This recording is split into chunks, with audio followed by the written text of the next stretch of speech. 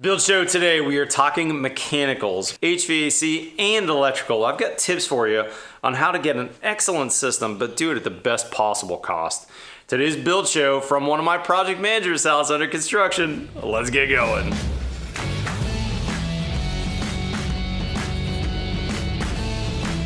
All right, y'all, let's talk HVAC first. And I've got Nacho from New Results here. Nacho's team did the full HVAC plus D install on this house. Nacho, talk to me about the duct system that you did here and how you did a really good system, but you did it at a value that I would consider this, a more modestly priced house than some of the houses we work on. Yes, Matt. We did duct board trunk lines on this project to value engineer down from a sheet metal duct, like we're used to, Got it. 90% of our projects are all sheet metal duct, just obvious reasons. It's a better product. But when budget doesn't allow for full metal duct system, then we use sheet duct board. As you can tell, coming out of the unit, we do full trunk lines that they steps down as we go further. Yeah, so this looks to me like it's maybe a 20 by 20 or something, or 24 Correct. by 24. And then it's stepping down, so that when we get the far end of that trunk line, it looks like maybe it's an 8 by 8 or something. Building up pressure as we're getting down. Got it. Coming off of the trunk line, we do have some flex.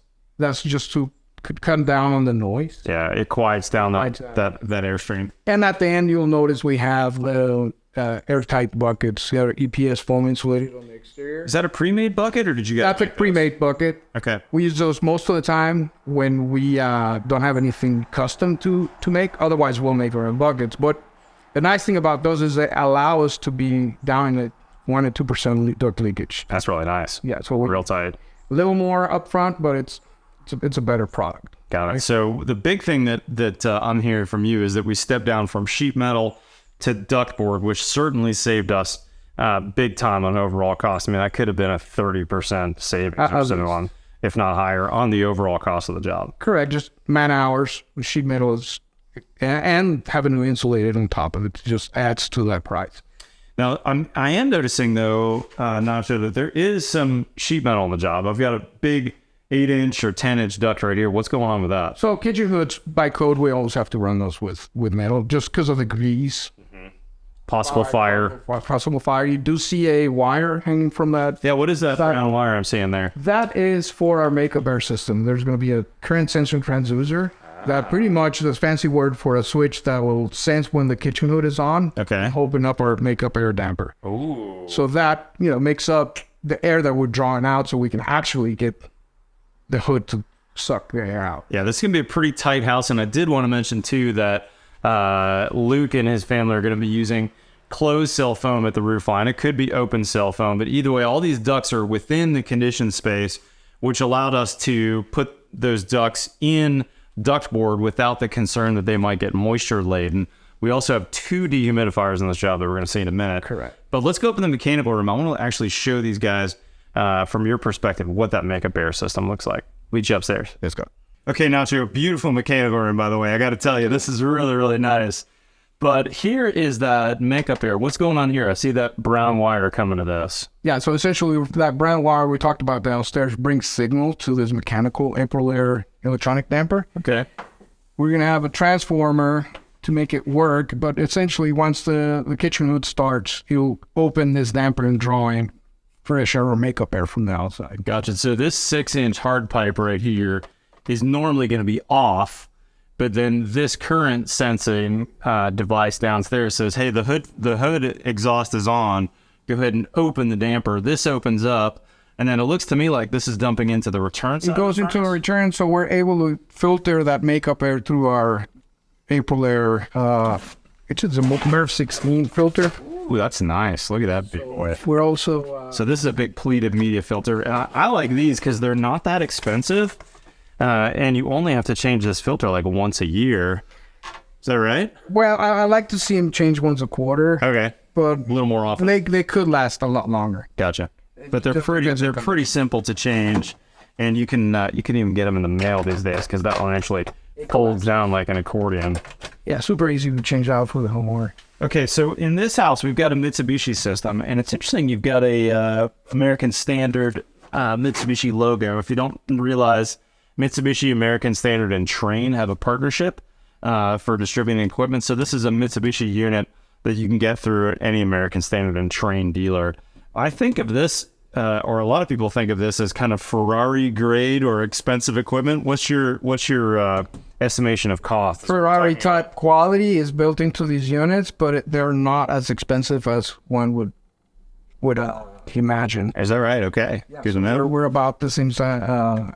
Comparing apples to apples, and it's really hard. But if you go with a inverter-driven unitary unit, you might even be less expensive with Is that right? going with a VRF. How about that? Now, if you're not familiar with that term, VRF, variable refrigerant flow, which basically means that this unit here, which is tied outside to a Mitsubishi compressor, I think this is a 2.5 ton, is that right? This is a 3-ton. 3 ton, okay. This is a heat pump, and the compressor is able to ramp up and down its speed, its output of BTUs coming in these Freon lines here to the coil, which means that this unit doesn't necessarily have to run at full capacity all the time, and it can actually run at varying capacities. So on a more mild day, that compressor can run at a slower speed, use less energy, and provide less heating or less cooling, depending on what's going on seasonally here. Yeah, and a good point to bring out with this high-performance heat pumps as well is, one, you can couple them to a generator. Ah, tell me about And so, if you get a crazy freeze like we had here in Texas 2 years ago, you could potentially just get a 5,000 or a 5 kilowatt generator and run your heating to the first floor. Naturally, all the heat's going to go upstairs and you won't be freezing out. But isn't this going to take a 40 or 50 amp breaker? No, this takes a 25 amp breaker. Oh, is that right? Okay. But most of the time, you're not going to get to that 25 amp. You're actually running about 18 to 20 amps. Then the beautiful thing is that the startup amp draw is minimum. Right, it's a softer start. It's a super soft start. Yeah, so it's not big current that you need a higher generator to take that surge. Correct. And if you have, a power wall, you want to run it for a, limited time, but you could running that off of a battery bank as well. That's pretty sweet. Good stuff.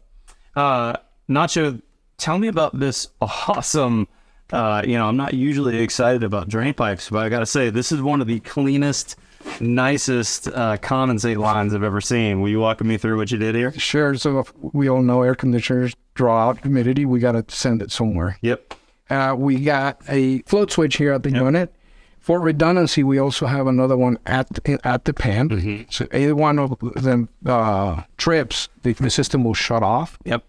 That goes through our pipe, and then we have this Johnson valve. This is looking out for the tech that's going to come out 10, 15 years from now. Yeah, if you had a backup because of some bacterial growth or algae growth in there. Or in a regular maintenance type of scenario where you have a maintenance agreement, the guys can come out and blow out either way. That's so cool. Depending on how you turn this, I really like that. you can blow out that way without having to cut your PVC lines and having to re-glue. Smart. And what is that pedestal I'm seeing down there? So these pedestals are great for being able to keep the pitch on your drain line. And essentially it takes a 3/4 inch PVC pipe, so you can cut it to size and start up high, and as you go low, That's so it just cool. keeps it from moving around or breaking. And this is just like a C-shaped cradle right here that the pipe's just resting on. Correct. It's not actually screwed in or anything. No. Yeah, just giving a little bit of strength and rigidity. So also it's not going to get broken in here if someone's moving some Christmas boxes around. Exactly. And then keeping the pitch is real important, right? Yeah. The other thing I want to point out too, that I like what your team did, Nacho, I'm seeing all thread with a little bit of unistrut at the bottom. And then at the top here, this is a pretty common spring in the commercial world, but you don't see that in the residential world too often. You've hung all this equipment in here, haven't you? Yeah, we'd rather have it hung and using vibration isolators. And that way that you're not relying on the actual Plywood or whatever. platform for the unit to be level. Yep. That's really smart. And then this pan is that secondary overflow pan. So he's got a switch here. He's got a switch at the unit. I mean, this is a really top-notch install, brother. Thank you. Really well done. Yeah, thank you. Before we leave here, though, tell me about the dehumidification. We did 2 units in this house. We've got one downstairs and one upstairs, and they're a little smaller because we've got 2. What's your experience with putting more than one dehumid, and any advice for people thinking about 1 versus 2 for a house? Dehumidifiers are a must for our climate zone. Yeah, for hot and humid in the south. And we all have been in, like, say, San Diego. It could be 80 degrees, 50% humidity. You're comfortable. You don't even need air conditioning. Here, we could be at 80 degrees. And 90% humidity. What happens in the shoulder seasons is the air conditioner won't run. Yep. So you're not really dehumidifier getting any lead now, right? That's right. Dehumidifiers will work regardless of temperature until you achieve your desired between 45 to 50% humidity. Yeah. I'd rather see more than one, especially when you have two stories. Yeah, I've found that in houses that aren't just, let's say, a single story ranch, you really want one up and one down, just like you want two furnaces. Instead of trying to zone damper things, you really want two furnaces, one up and one down. Same with dehumidifiers. Put a smaller one in and do two, right? At the very least. Yeah. Nacho, amazing work over here, man. Thank you, Bess. Let's go upstairs. I happen to have the Mitsubishi rep. We're going to go check out the equipment upstairs. We'll meet you up there. All right, guys, I'm back with my old friend, Kimberly. Kimberly, we did some videos at my house. By the way, you should check those out. But will you explain to us, we got this American Standard Mitsubishi kind of dual sticker going on here. What's happening these days with Mitsubishi? So Mitsubishi Electric and Trane are in a joint partnership, a joint venture. And so all three of these logos, the American Standard logo, the Mitsubishi Electric logo, and the Trane logo, it's all going on the same equipment. It's all the Mitsubishi. Yeah. So American Standard and Trane, they were the same company for a long time, and now Mitsubishi's in a partnership with them.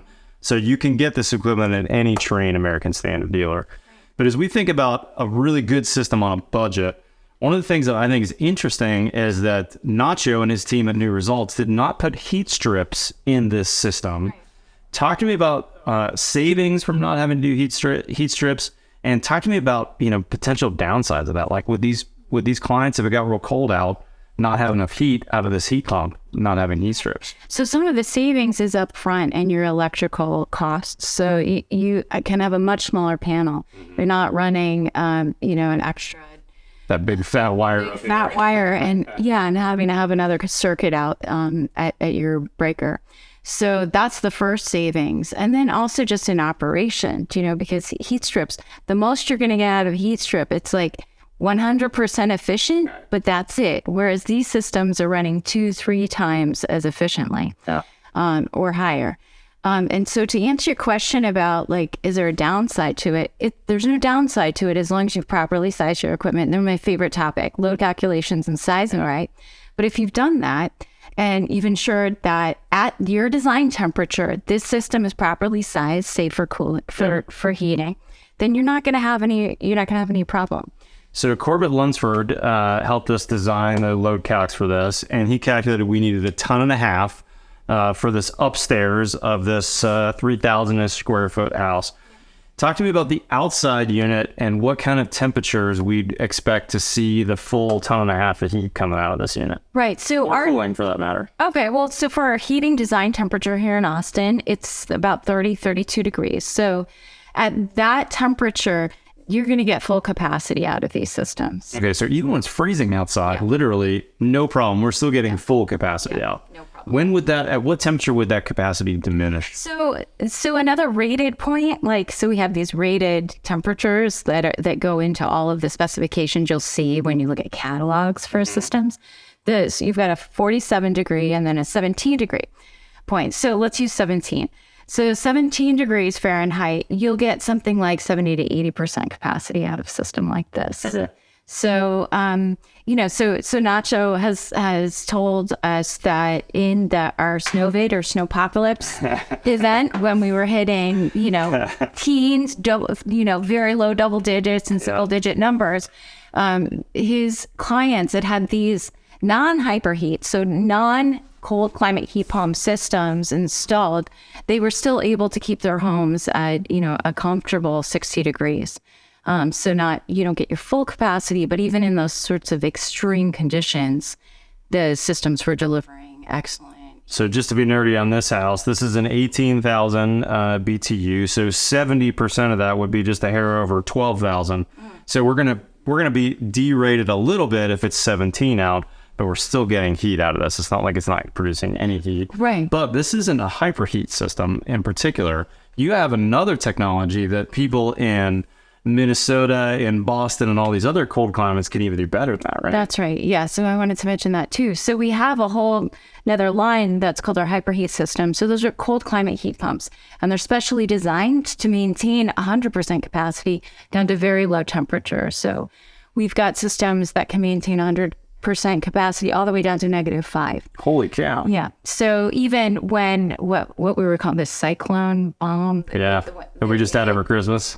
Well, I'm thinking of the one a few years ago where like some of my friends in Chicago and Minnesota were like, you know, sustaining negative teens for days on end. We have videos showing our cold climate heat pumps pumping out, 120-degree air. That's crazy. Even under those conditions. Which means that when it comes back to that savings point, Nacho was saying, this equipment, which I always think of as the top of the line, the best in the marketplace. Nacho mentioned earlier in the video that he's really seeing it about the same cost as upper end systems from other companies, capacities that are variable, let's put it that way. Now I can eliminate those heat strips potentially, save the money in the electrician, save the money in the panel, and have a really top-notch install. And that's what I'm interested in, is a really top-notch install. This design really is the proper design, the excellent design for budget installations, where you've got a pretty spread out, plan. And so what that means is like you need to get airflow like a lot of places. So if you were to go ductless, some people want to go ductless in that situation. It just can get pricey. Yeah. Because you need an indoor unit for most individual species. Yeah, that's right. Whereas this works great. You put one unit for upstairs, one unit for downstairs, and you can address any temperature differences between those two floors. Because like in this house, you're not going to need heating a lot of the days, even when it's cold out. So it's 50 degrees out. My heat doesn't turn on in my house. Exactly. So this system's not even going to come on. And that's the advantage of having those two totally separate systems. That's a great point. And I like that this looks like a traditional, upflow American box, mounted horizontally, a big April air filter on the side. I've got great filtration. And one of the settings I think is particularly cool about Mitsubishi is that you guys run your fans a lot, which means I get really good air mixing and I get really good filtration of my air. Out of the box, these systems come for a continuous fan setting, ultra low continuous fan setting. The reason that is that, again, out of the box, the default is for the system to sense temperature in the return, actually. So you can change that. You can change that fan setting. You can change where you sense the temperature. But the huge advantage of having that continuous fan is that, like you mentioned, and like Nacho mentioned, you get this continuous filtration. So PM 2.5 contaminant, that's the contaminant of most concern for indoor air quality. And you need that MERV 16 filter to capture that. That's right. And so especially with low fan speed, you get really low pressure drop and really excellent filtration. Good stuff. Kimberly, thanks for coming and joining me. Thanks for having me. Guys, let's go back downstairs and let's continue talking about excellent mechanicals. I'll see you down there. Nacho and his team did a really top-notch install on these mechanicals. And continuing on this theme of high-performance mechanicals on a budget, let's switch gears and talk electrical for a minute. Before Nacho started, I had the electrician come out and hang all of our DMF recess cans because we want to make sure that everything's in alignment. You can see we got the laser lined up here. We're making sure this boot is in alignment with these electrical recess cans, but it's important to do that before so that then later when the electrician comes, everything's in alignment. We always want to start, remember, on our houses with big pipes first and then down to small pipes. So typically we're going to start the HVAC contractor first, and at the same time, we're going to box out the house and put all of our recess cans in. No wires yet though. Then the electrician's going to go away, let the HVAC guy get going, let the plumber get going, and then the electrician typically is the last trade in the house. And speaking of electrical, I happen to have Nathan with DMF here. Nathan, thanks for joining me on the job. Matt, thanks for having me. So we're making this video about high performance mechanicals on a budget. And we used you guys, I think of your name as a really high performance name, but you have some pretty affordable options as well. First off, tell us who DMF is, Nathan. Yeah, thanks for the opportunity. So DMF is a California-based manufacturer of LED lighting. Our specialty is surface mount fixtures, recessed down lights, and cylinders, and we have some of all of those today. I love it. And then on this job, we used your most affordable, your budget line, which is this H series, right? Talk to me about these housings. Sure. So H series, first and foremost, I think most people think when they talk about a value or a budget, any item, whether it's lighting or HVAC, et cetera, you have to compromise performance and quality, and you don't have to with DMF. So that's the best place to start with this housing. So as you mentioned, there are a lot of key features with this. So the best way to think about this is you've got your housing, you've got your LED module, and then you've got your trims. So the differentiators in the housing, first of all, it's a robust, reliable, thermoplastic. Okay. So it's made in the U.S. We can ship it quickly. The first feature you showed was the little laser notches that you've got right here. I like that. You showed the application. The other thing is everything we do at DMF, we have two main principles. One is modularity, so you can service everything below the ceiling even after you've done the finish. The second key point is we engineer and design everything with the installing contractor in mind. So this is an example of that. In a single housing, you can either have a bar hanger system, which can give you, quite a span. So you can mount these between, wood joist up to 2 feet apart. You've also got a version where you can mount it up against the studs with these little feet right here and using screws. And then we do that right here. So here's the screw mount. We mounted right on the side of the truss, and then the bar mounts right over here. And again, because you got that notch there, it makes it really nice to line those up with the laser. I like that. And you've also pre-nailed on here too, so the electrician holds it up with one hand, gets it aligned, pulls this out, nails it in place. That's pretty nice. I like the electrician focus. I suspect you've got a lot of electricians out there that suggest your products because they're easy to install. That's really where we started to build our brand. Our founder was an installing electrician and really set out to create a better mousetrap as it relates to total installed lighting. That's pretty cool. Okay, so we've talked about the housing. Talk to me about the modules and the trim options. I like how small these are, by the way. What is this?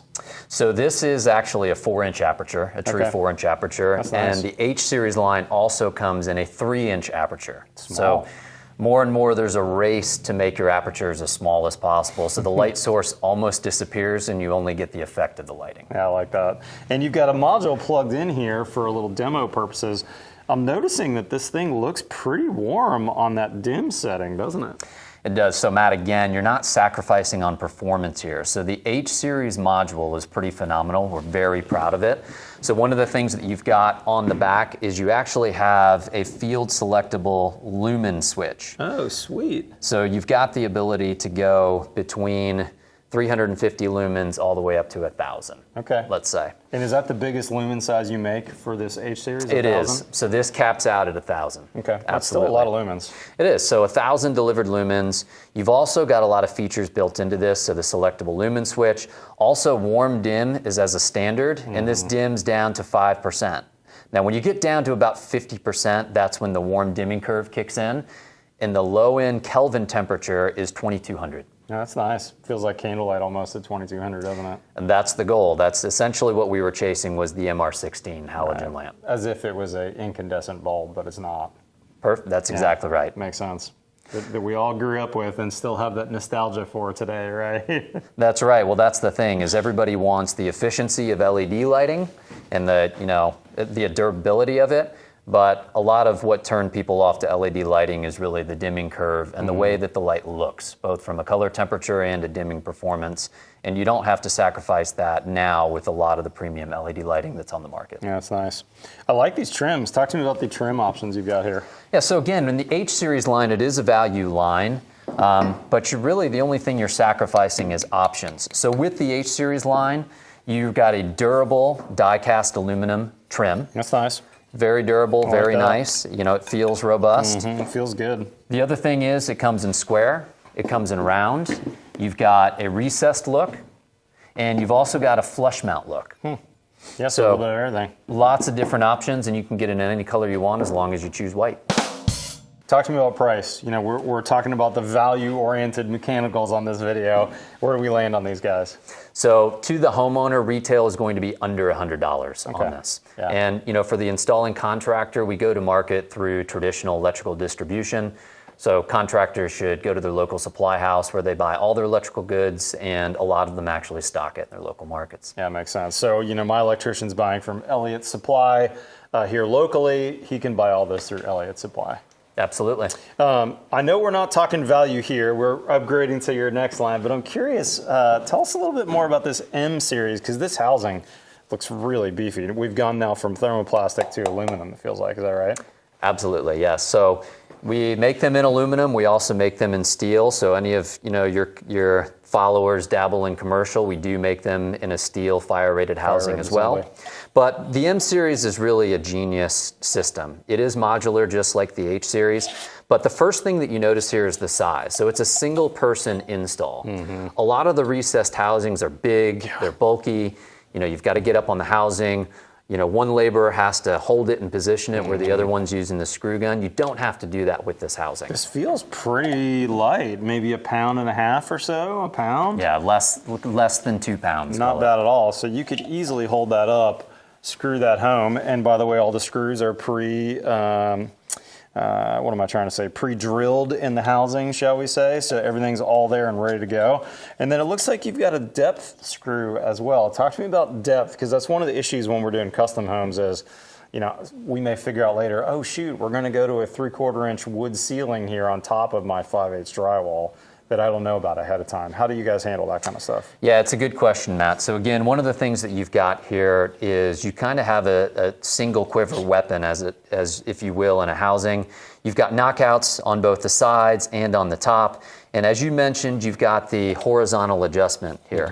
So you have these, if you can see it in here, you have these 2 little wing nuts. Okay. And this gives you, I would say, just over 1 inch of vertical adjustment to account nice. for any inconsistencies in the drywall or just any coordination issues. That's pretty cool. Absolutely. So we could move it up to 1 inch after the fact. You've got it. Which is really nice. And then you just tighten these wing nuts down and you're away with your rough end.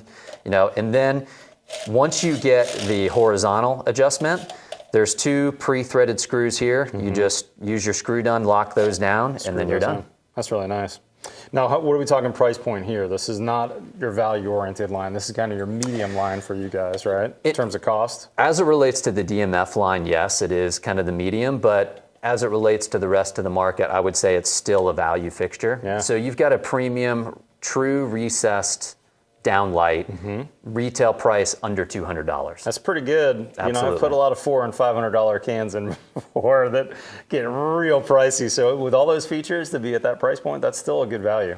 We think it is also. And so again, playing off kind of the modularity, one of the things with DMF is we want the installing contractor to be able to service everything below the ceiling. Now, if a downlight or really any LED fixture is going to fail, typically the single point of failure is in the driver itself. So after you've done either your rough or your finish work, if you have any sort of failure, it's going to happen in the driver. So with DMF, with our modules, the driver is actually built into the LED module. Oh, that's nice. So if you run into any issues, the system really is a breeze to install. You get your housing set, you put your trim on the module, and then the module simply installs with a push like that, and that's your install. That's pretty sweet. So if the module or the driver fails for any reason, pull it out. you simply pull it out, you unscrew the trim, you take out the entire module and driver assembly, and you replace it with Plug the a new one in. And you're on your way. That's not bad at all. No. Now, you guys do have a bigger one, though. This reminds me of some of those competitors I've seen that are like $500. The concern I have with this one, though, is what happens if I have a failure later and I've got this small aperture, but I need to service the can? Yeah, it's a good question. So interestingly enough, your contractors will recognize this. This is actually a smaller aperture fixture. What we've spoken about is a 4-inch diameter, a 3-inch diameter, and then back to a 4 with the M series. This X series is actually a true 2-inch recessed downlight. Tiny. Again, tiny. Much larger housing, right? Because you've got a lot of intricacies in here. But again, when you compare this to a traditional 2-inch housing, you're still talking about a single person install, Matt. Yeah, still pretty light. So it's got all the features, that we talked about in the M series and the H series. But as you mentioned, Again, that single point of failure. Yeah, how do I service this now? So that's my worry. servicing this, we do have something innovative in this fixture. So again, if you do have to access this splice box that we make here, one of the things that we've done is we've installed this aircraft cable in here. So you just reach up in there, pull this aircraft cable, and then this exposes the splice box. Okay, so you got the splice box that you could get to no problem while you're still in the rough stage, but what if you're in the finish stage? Now you can actually pull this down and access all that from underside. Absolutely. That's pretty cool. It is. That definitely shows an electrician is at the helm of a company like yours, because you're thinking about that service later. Absolutely. So there's one other innovative feature that we have in this. The other problem that you have with a lot of small aperture recessed downlights is after the finish, after the drywall's up, you have this problem known as trim sag, where you might get, up to 1/8 or 1/4 inch between the trim itself and the drywall. Okay. So one of the things that we've done, if I can hand that to you, Matt, Yes, sir. is DMF has come up with an innovative and patented collar right here. So this collar gets installed at rough.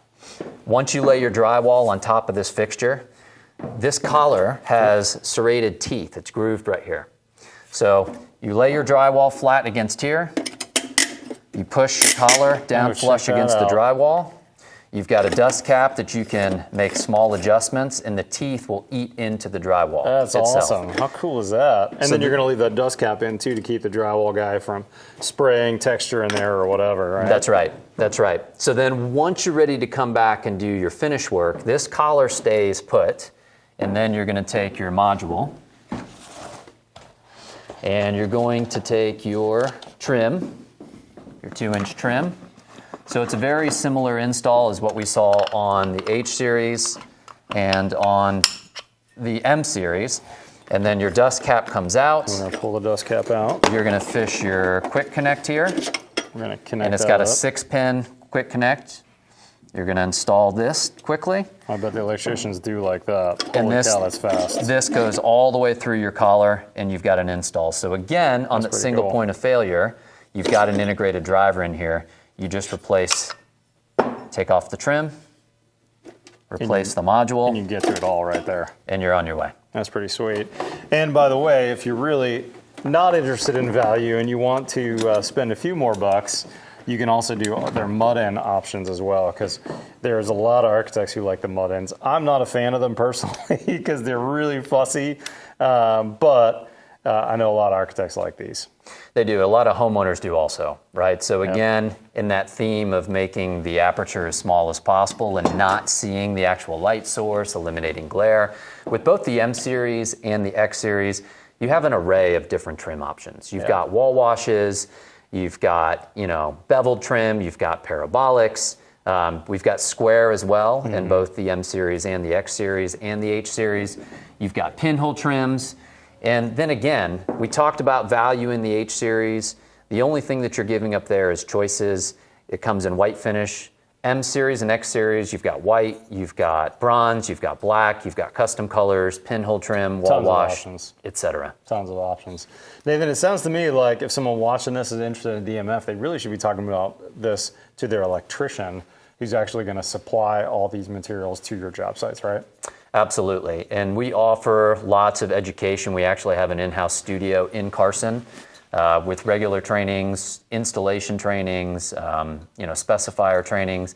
But absolutely, the electrician will be the most knowledgeable one, and they can obviously get information from their local manufacturer's rep and or distributor or DMF salesperson. Makes sense. Man, thanks for coming out to the job site. Appreciate Matt, it. it was a pleasure. Man, I love nerding out on HVAC. Thanks for joining me for this video. It was really fun to talk through both Nacho and Kimberly about this top-notch HVAC install, and to have the DMF rep on site was awesome, Nathan. But I would be remiss if I didn't talk for a minute about plumbing too. I've really kind of switched to almost exclusively doing PEX on my jobs. And here's a product that we used on Luke's house that I absolutely love, and I used it on my house first, and now it's really our standard spec.